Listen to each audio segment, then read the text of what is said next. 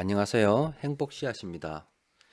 오늘도 여러분들과 함께 행복한 주식 투자하는 방법에 대한 이야기를 좀 나눠볼까 합니다.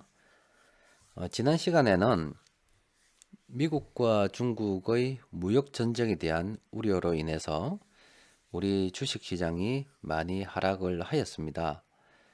그래서 이제 주식 시장의 체계적 위험에 대해서 이야기를 나눠봤었는데요.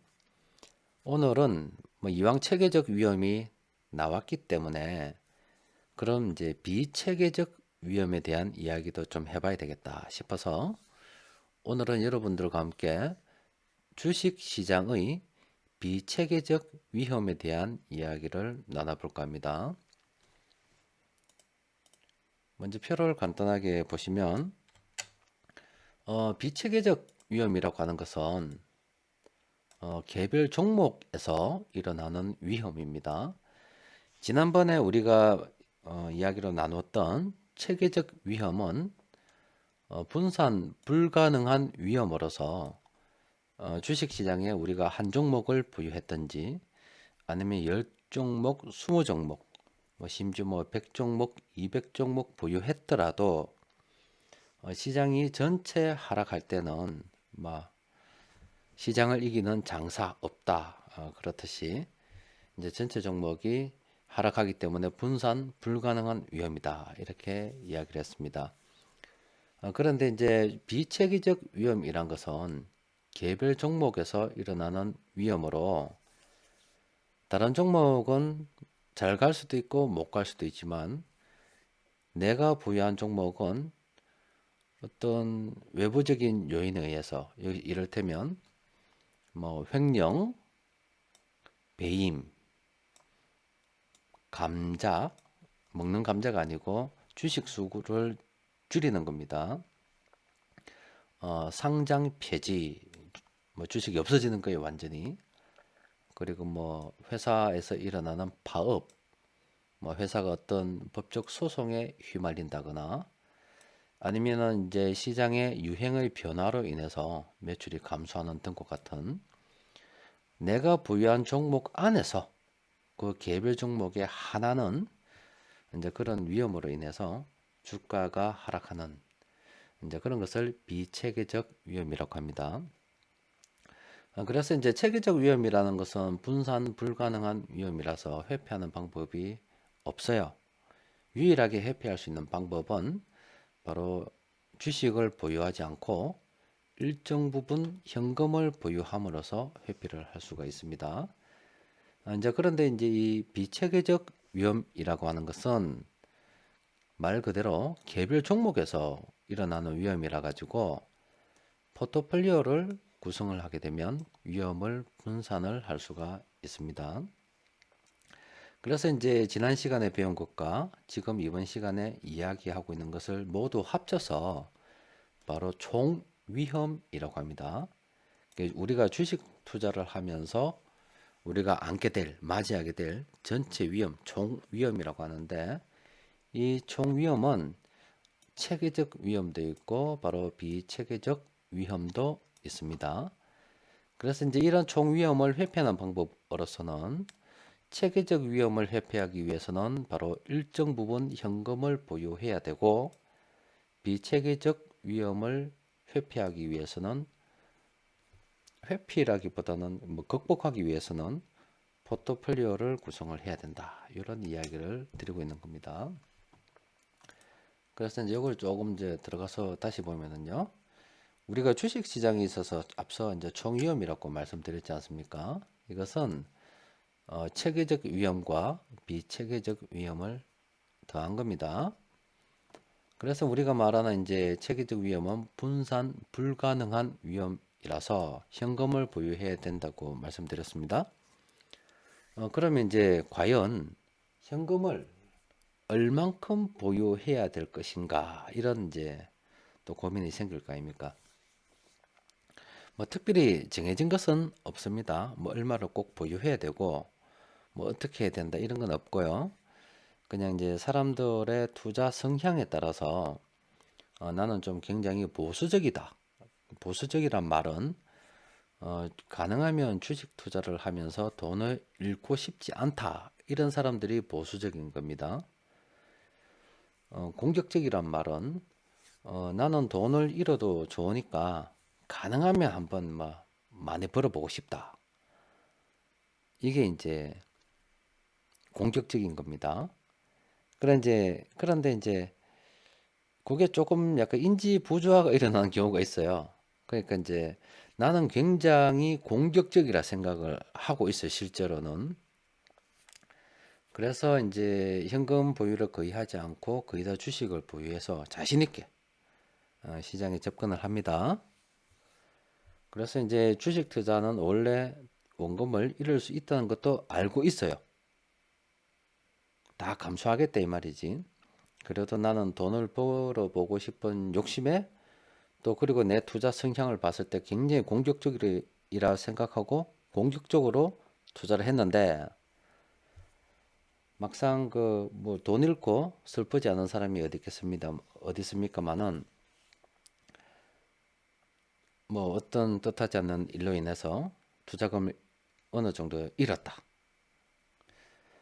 그때 오는 상실감이 너무나 크고 심지어 주식시장을 떠날까 생각할 만큼 굉장히 낙담이 심하다면 그분은 공격적인 사람이 아닙니다. 마음은 굉장히 공격적이고 나는 뭐 주식 투자로 원금을 잃어도 상관이 없다 생각하지만 실제 그런 일이 닥쳤을 때 너무나 충격이 심한 나머지 어, 뭐 제기 너무나 충격이 심한 나머지 좀 그 충격에서 벗어나는데 시간이 한참 걸린다. 이래 되면 자기 자신이 생각하는 공격적인 투자자가 사실은 아닐 수도 있어요. 그래서 뭐 요거는 뭐 개인차가 있어서 뭐 특별히 어떻게 하라는 말씀을 못 드립니다. 근데 중요한 거는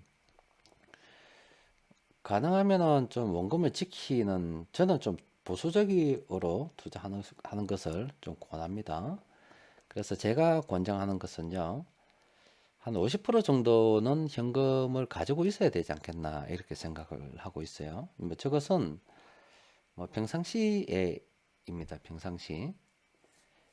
그리고 이제 조금 공격적인 분들은 뭐 한 10% 정도 현금 보유하고 나머지는 주식을 가지고 있다든가 아니면 앞서 말씀드린 것처럼 한 50% 정도 현금을 항상 뭐 시장 상황과 상관없이 항상 보유하는 방법. 이런 방법들이 있는데 여기에서 뭐 적지는 않았지만은 또 이런 방법이 있습니다.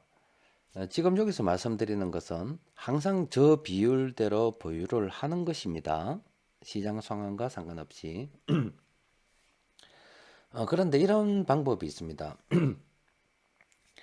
우리가 시장에 지난 시간에 배웠던 체계적 위험이 와가지고 제가 어느 날 이제 주식 투자하다가 TV를 봤더니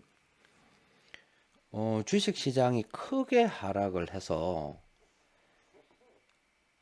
많은 투자분들이 굉장히 괴로워하고 있고 각국 정상들이 나서서 이 세계적인 금융 위기가 왔기 때문에 우리가 이것을 극복을 해야 된다. 이라면서 모여서 뭔가 대책을 세우고 하는 모습을 봤다면 그런 시기가 바로 시장에서 체계적 위험이 왔구나 생각을 해서 굉장히 공격적으로 투자를 해야 된다고 보고 그때는 현금 보유 비중을 10%로 하고 90%를 주식으로 매수를 했다가 이제 어느 정도 시장이 쭉 상승을 해서 회복을 하고 막 그냥 통상적인 수준으로 흘러갈 때는 다시 이제 현금 보유 비중을 50% 정도 늘려서 평상시에는 그냥 쭉 50% 정도로 보유하고 쭉 가다가 또 언젠가 이제 유럽 재정 위기가 뭐 있었다던가 또 다시 금융 위기가 온다면 가만히 시장을 지켜보다가 이제 그때 또 다시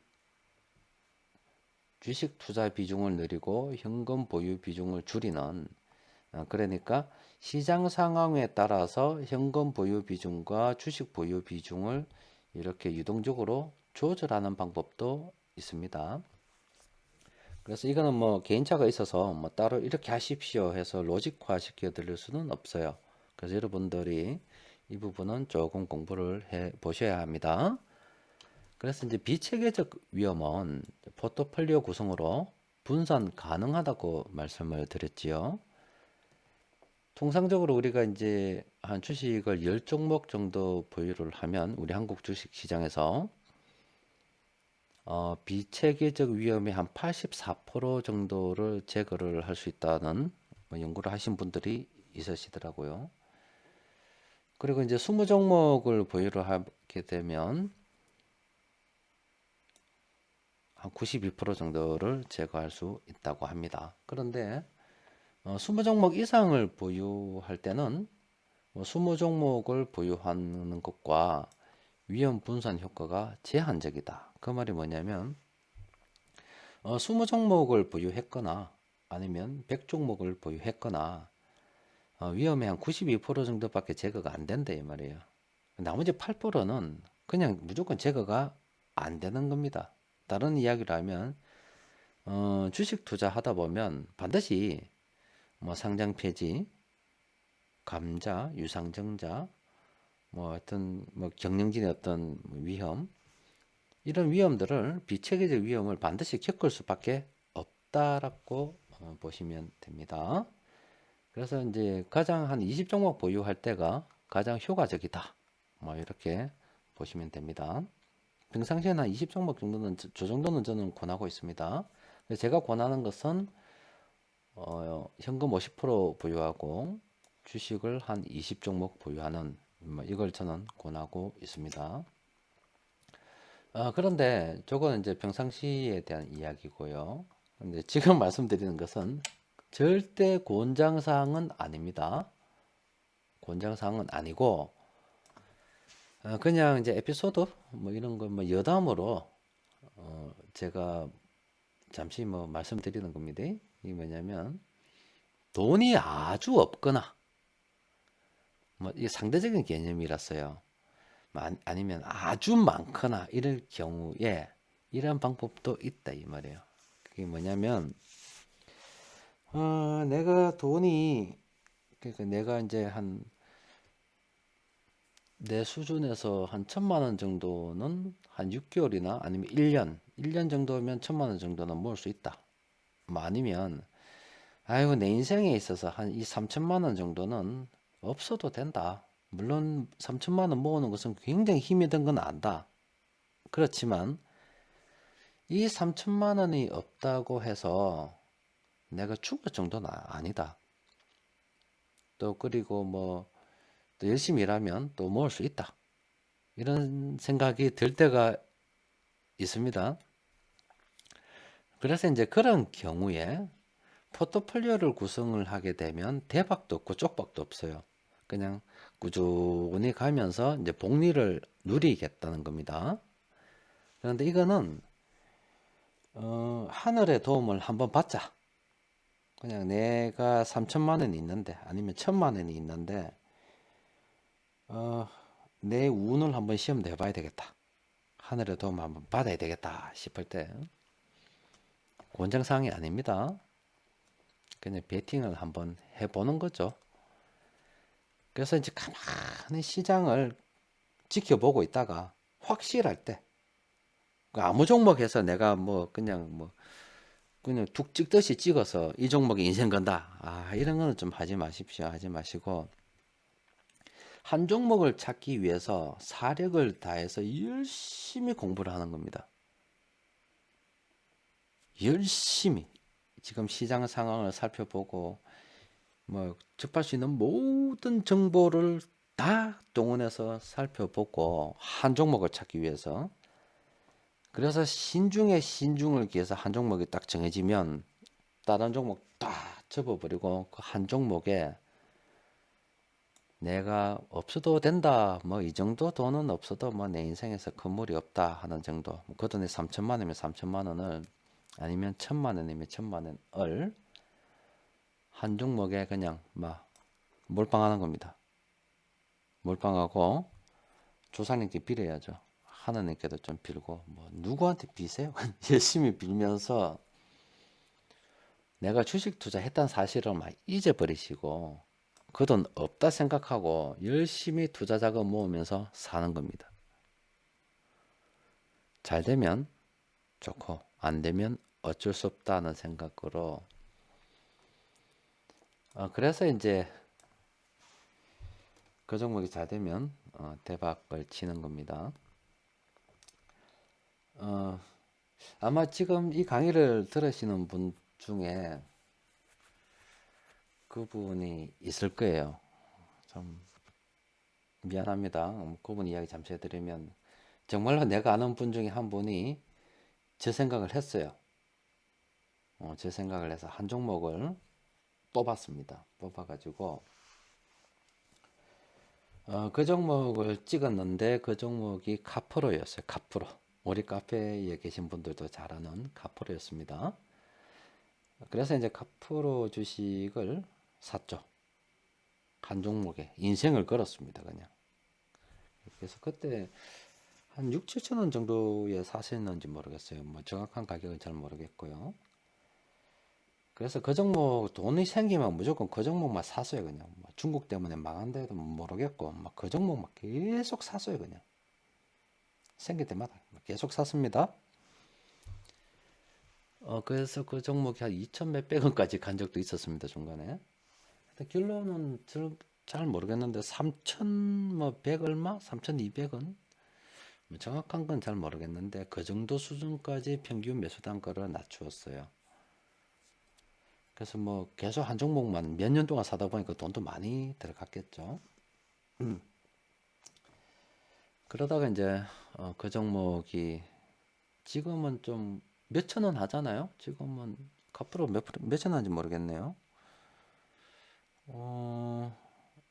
9천 원 합니까? 8천 원 합니까? 그 정도 지금 좀 올랐죠. 그분이 한 3천 몇백 원, 3천 원대 초반에 사서 한 4,500원 정도 할 땐가 뭐 팔아버렸어요. 인생을 걸었는데 떨어질 때는 인생을 열심히 걸었어요. 그래가지고 오르니까 다 까먹어버린 거지. 인생을 건 걸 까먹어버린 거예요. 그냥. 인생을 건 걸 까먹어버리고 한 몇천만 원 벌었습니다. 그냥 몇천만 원. 그래서 이제 그걸로 이제 또 뭐 됐죠. 다른 거 투자하고 계신데 아마 지금까지 계속 들고 있었으면 한 4, 5억 정도는 되지 않았겠나 싶습니다. 이게 좀 아쉽죠. 그래서 이제 그런 경험을 한번 하셔가지고 이번에는 좀 잘 하실 것 같아요. 믿습니다. 그때 아마 카프로 잘 됐으면 지금 재산이 그때 한 첫번에 얼마 투자하셨는지 모르겠는데 2, 3천 정도부터 시작하셨을 거예요. 그래서 투자금 계속 늘렸어요. 하여튼 늘려서 그래서 이제 좀 잘 됐으면 지금 한 4, 5억 정도 안 됐겠나 싶은데 5억도 넘었을 수도 있겠네요. 6억 넘었겠나? 잘 모르겠어요. 그러면 이제 한번 그렇게 쫙 그냥 큰 돈으로 쫙 불려놨고 이제 그때부터 또 시작하면 좀 이제 포트폴리오 구성해서 한 6억 정도 만들어 놨고 아니면 지금까지도 보유해도 되죠. 커플 앞으로 한 2, 3만 원까지 갈 거라고 보고 계속 보유하면은 뭐 커플 한 종목으로 그냥 인생 바꿔버리잖아요. 10억, 20억 정도 만들어 가지고 쫙 깔끔하게 게임 끝낼 수도 있는데 떨어질 때는 좀 그런 자신감이 있었는데 오르니까 그게 사라지더라고. 하여튼 뭐 여담인데요. 하여튼 투자금이 작을 때는 하늘의 도움을 한번 받아볼 필요가 있다. 뭐 이런 말씀이고 투자금이 많을 경우에는요. 절대 그거 하면 안 됩니다. 하늘의 도움을 받을 필요가 없어요. 돈이 많은데 왜 하늘의 도움을 바랍니까? 그건 욕심이지. 돈이 많은데 하늘의 도움을 받으면 하늘한테 벌 받을 수도 있어요. 돈이 없으니까 하늘이 좀 봐주는 거지. 돈이 많은데 무슨 욕심을 더 내가지고 하늘의 도움까지 바랍니까? 그냥 많은 종목을 보유해 볼 필요도 있어요. 그러니까 앞서 뭐 20종목, 돈이 많으니까 20종목 보유하는데도 좀 애로가 있을 수도 있잖아요. 또 그러다가 이제 앞으로 대주주 기준도 바뀌고 하면 또 한 종목에 3억 이상 넣기도 힘들거든요. 그래서 돈이 많을 때는 아예 종목을 100종목, 여기 그냥 100종목으로 적었는데 한 200종목, 300종목 상관없습니다. 그냥 많이 종목을 보유해서 순환 매매 종목을 어느 정도 오르면 팔고 떨어지면 사고 이런 식으로 그냥 기계적으로. 그래서 거기서 나는 이익금을 계속 재투자하면서 돌린다. 뭐 이런 방법도 괜찮습니다. 꼭 그러니까 20종목이면 20종목 이렇게 이제 거기에 목숨 걸지 마라 이거예요. 그러니까 상황에 따라서 이래도 해보고 저래도 해볼 수 있다는 겁니다. 그래서 이제 종목은 100종목 보유, 200종목 보유하지만 체계적 위험에 대비해서 바로 현금 보유 비중만 조절하는 거죠. 뭐 시장이 좋을 때는 주식 비중을 내렸다가 시장이 나쁠 때는 또 뭐 주식 비중을 좀 줄여서 현금 보유 비중을 늘리고 뭐 이런 식으로 이제 갈 수도 있다는 겁니다. 이거는 뭐 권장 사항은 절대 아닙니다. 그냥 이런 경우도 있다라는 뭐 그런 걸 좀 보여드린 거고요. 그럼 실제 사례를 통해서 조금 봅시다. 이 종목은 여러분들 이 말 들어보셨어요? 상장 폐지 실질 심사 이런 말씀 들어보셨습니까? 좀 보수적인 투자하고 대형주 투자하고 뭐 그러니까 삼성전자 투자하고 뭐 현대차 투자하고 이런 대형주 투자하시는 분들은 저 말을 주식 투자 오래 해도 한 5년 10년을 해도 한 번도 못 들어본 분들도 있을 겁니다. 그런데 주식 투자 한 달 하고 어떤 사람은 일주일 했는데도 저런 말 들어본 사람이 있어요. 상장 폐지 실질 심사. 제가는 이 종목 같은 경우는 이 개별 종목, 다른 종목은 괜찮은데 이 개별 종목에서 횡령, 배임 혐의가 발생했습니다. 돈 땡간 문 거예요. 돈 땡간 문 거예요. 회사 돈 빼돌려 가지고.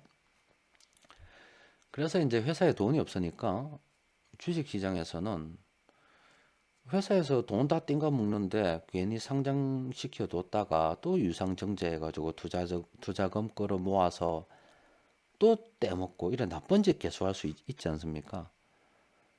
그래서 거래소에서는 저런 일이 발생하면 바로 거래 정지시켜 버립니다. 투자자들 보호하기 위해서. 그리고 이제 회의를 하는 거죠. 이 종목을 계속 놔둬도 되겠느냐 이 말이에요.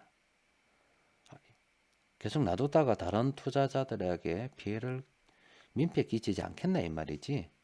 이미 이 종목 투자해서 손해 보고 있는 사람은 어쩔 수가 없어요. 하지만 잠재적인 투자자들 그 사람들로부터는 보호가 돼야 되지 않겠네 이 말이죠.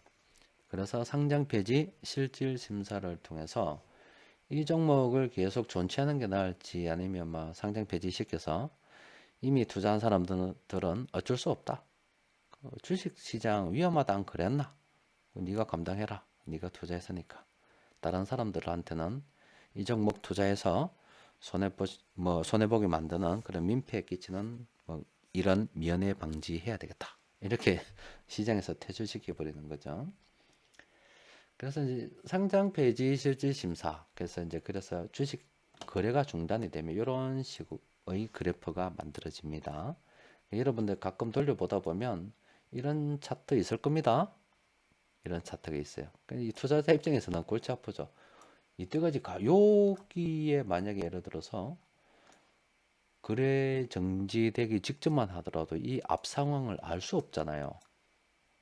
그런데 어느 날 갑자기 거래 정지가 되면서 상장 폐지가 된다고. 보통 초보 투자자들이나 급등주 매매한다거나 어설프게 주식 투자해가지고 남의 말 듣고 투자하는 사람들 있죠. 저런 일 많이 당합니다. 뭐 주식 제가 이때까지 강의해 드렸던 현금 흐름표도 볼 줄 모르고 뭐 수급 분석표가 뭐 꽉 찬 종목 하라고 했는데 그런 말 절대 안 듣고 뭐 하다가 그냥 끊어 날 갑자기 뚝 봤는데 저래 된 거요. 난리 났지 이제. 그러면 투자금 다 잃는가 싶어서 막 인터넷 검색하고 막 지식이네요. 네이버 지식이네 물어보고 카페 가입이 있으면 저거 물어보려고 일부러 카페 가입해요. 좀 알려달라고. 안타까운 일이 좀 생기곤 합니다. 그래서 상장 폐지 실질 심사 되는 종목 요렇게 생겼습니다.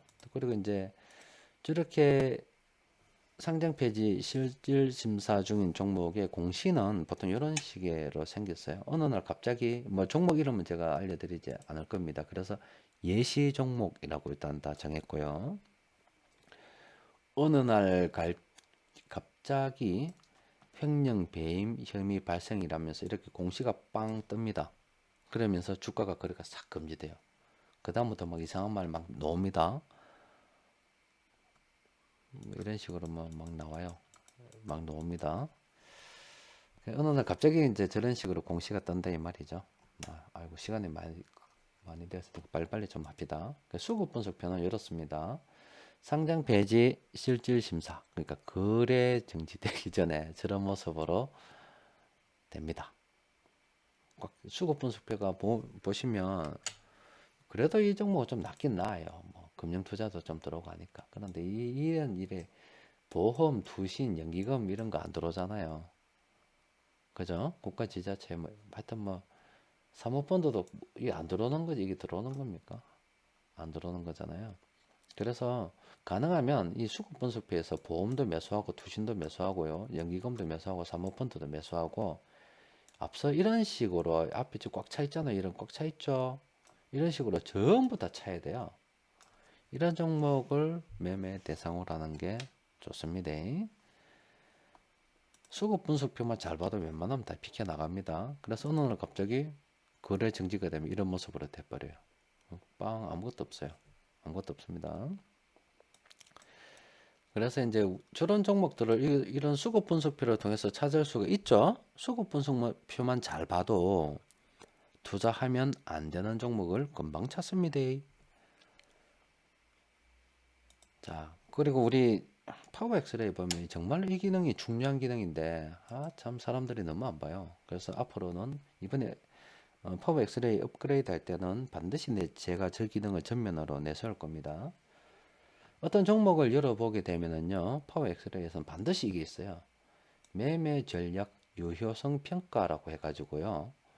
이 종목은 매매를 하는데 괜찮은지 안 괜찮은지를 여러 가지 데이터를 가지고서 평가를 하는 거예요, 자체적으로. 해서 결과를 내보내죠. 이 종목은 나쁜 매매를 하지 않은 것이 좋겠습니다. 라고 이야기를 해요. 그러면 저 종목을 매매 안 하면 됩니다. 안 하는 것이 좋겠다고 해서니까. 그런데 또 저런 거 쓰면서도 또 저걸 일부러 또 저런 거 신경 전혀 쓰지 않고 매매하시는 분들이 좀 있으신 것 같아요. 그런데 간혹 저런 거 하다가 보면 또 비체계적 위험을 당할 수 있습니다. 그래서 저 정보를 꼭 이용하셨으면 합니다. 우리 저기 플래너리 같은 경우는 저런 종목도 실제로 매수 신호를 내보내긴 해요. 내보내긴 하지만 저기 파워 엑스레이하고 조금 다른 것이 플랜 A는 여러 종목을 많이 보유하고 참모가 단계적으로 매매해 들어가면서 기본적으로 포트폴리오를 쫙 구성을 하게 돼 있거든요. 포트폴리오를 구성해서 가도록 되어 있어요. 플랜 A는. 그래서 저런 것을 확률과 통계적으로 비켜 나가는 거죠. 내가 보유하는 종목이 저런 종목도 있을 수도 있고 안 있을 수도 있고 또 저런 종목 있다 하더라도 상장 폐지가 될 수도 있고 안 될 수도 있으니까 확률적으로 통계적으로 비켜 나가는 거예요. 나가는 건데 그래서 이제 저런 종목도 매수를 하긴 합니다. 그런데 파워엑스레는 좀 다르죠. 개인이 스스로 막 매매 전략을 세워야 되다 보니까 이런 종목에 몰빵할 수도 있잖아요. 기본적으로 포트폴리오를 구성해서 간다는 보장이 없잖아요. 그래서 아예 하지 마세요 하는 겁니다. 뭐 저렇고요. 현금 흐름표를 보면 이래 생겼어요. 현금 흐름표를 보면 그냥 딱 답이 나오죠. 뭐 회사에서 돈을 벌었습니까? 뭘 해서 영업 활동으로 돈을 못 벌었어요. 벌었죠. 그래서 뭐 투자는 계속 돼야 되는데 돈은 못 벌죠. 그러니까 뭐 이런 식으로 재무 활동으로 자금을 조달한다 아닙니까? 딱 봐도 안 되잖아요. 그냥 무조건 영업 활동으로 회사는 돈을 벌어야 돼요. 이렇게 못 벌면 안 됩니다. 투자고자 하는 회사는 영업 활동으로 돈을 벌어야 됩니다. 그래서 이제 여러분들께서 현금 흐름표 예전에 말씀드렸던 거 꼭 보셔야 합니다. 그래서 이제 비체계적 위험 피하는 법 한번 정리를 한번 합시다. 좀 빨리 끝내도록 합시다. 포트폴리오 구성을 해야 됩니다. 20종목 좋습니다. 적당합니다. 20종목. 현금 흐름표를 반드시 체크하는 것이 좋습니다. 그리고 수급 분석표가 텅 빈 종목을 피하는 것이 좋습니다. 또 그리고 파워 엑스레이를 쓰신다면 매매 정보 유효성 매매 전략인데요. 오타가 있네요. 매매 전략 유효성 평가를 보시면 거기서 나쁜 종목을 피하는 것이 좋습니다. 그래서 나는 수급 분석표도 없고 현금 흐름표도 못 보고 포트폴리오 구성 이런 건 모르겠고 그러면 사실은 공부해야 돼요. 그래도 난 주식 투자하고 싶다. 그래서 국려지책으로 아랫부분을 그냥 한번 써봤습니다. 위에 거 모르면 아랫부분 아무 의미 없습니다. 그래서 그래도 하고 싶다. 이미 투자했는데 어떻게 하겠노?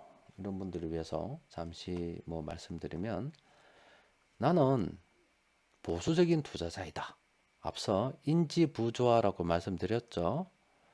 대부분이 다 보수적인 투자자라고 보시면 됩니다.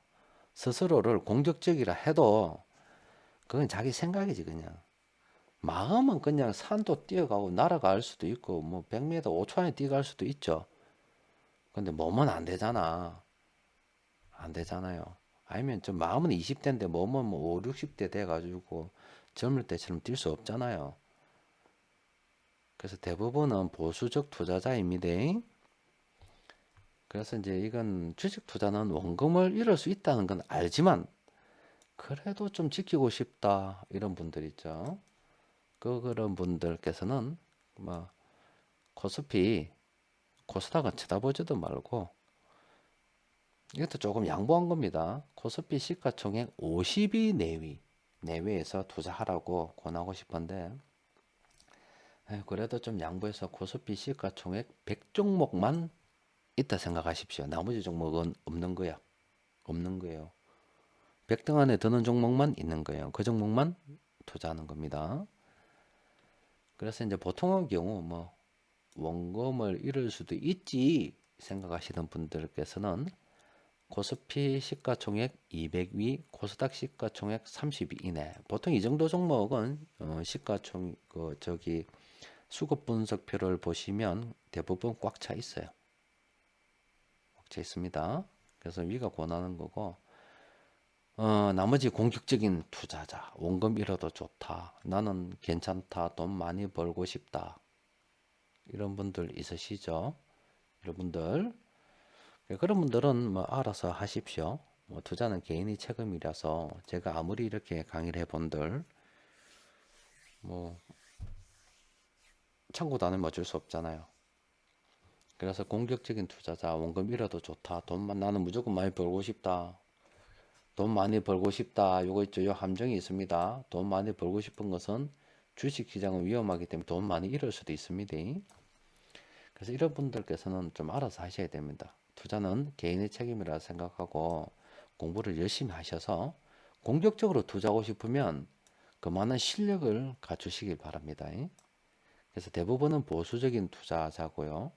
어느 정도 주식 조금나 어느 정도 좀 해봤다 싶으면 보통의 경우이고 그러나 뭐 좀 주식 공부도 좀 하고 이제 좀 이래 좀 시장 한 몇 년 하다 보니까 괜찮다 이런 분들은 각자 나름대로 자기가 세운 전략대로 투자를 하시는 게 좋습니다. 그래서 이제 지금까지 지난 시간에 체계적 위험에 이어서 주식 시장의 비체계적 위험에 관한 이야기를 나눠보았습니다. 참고하십시오.